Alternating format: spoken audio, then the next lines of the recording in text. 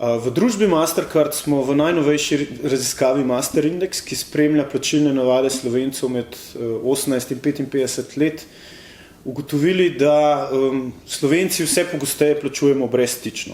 Ta brezstičnost je pomembna predvsem zdaj, ker 18. oktobra se je nivo, kjer je potrebna dodatna potrditev, dvignila iz 15 na 25 evrov in zaupanje v brezstična plačila je, kako bi rekel, izredno pomembna in veseli me, da narašča.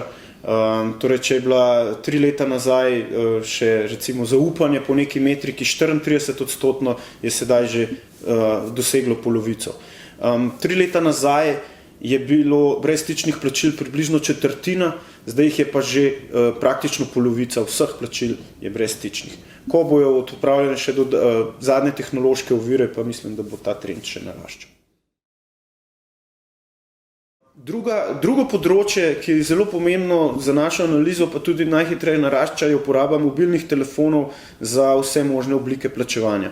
Mobilni telefon je praktično že tretjina Slovencev pripravljena sprejeti kot primarno plačilno sredstvo in se pravzaprav distancirati od vseh ostalih načinov plačevanja.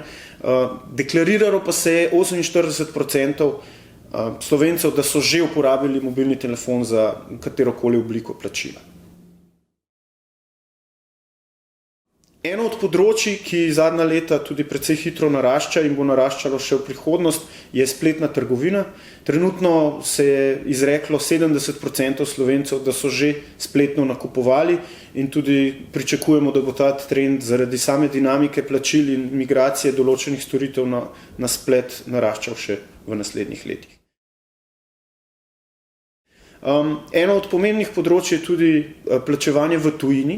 Kartica se vedno bolj izkazuje kot recimo najbolj priročno plačilno sredstvo v tujini, zaradi specifik varnosti, priročnosti in kontrole nad samo uporabo. Če vzamemo dejstvo, da se je 83% Slovencev izreklo, da so potovali, pomeni to kar precejšno priložnost za kartično plačilo v nadaljevanju. Slovenci še vedno slovimo kot debetni narod. 78% plačil se izvede z debetnimi inštrumenti in priljubljenost debetnih inštrumentov celo še blago narašča.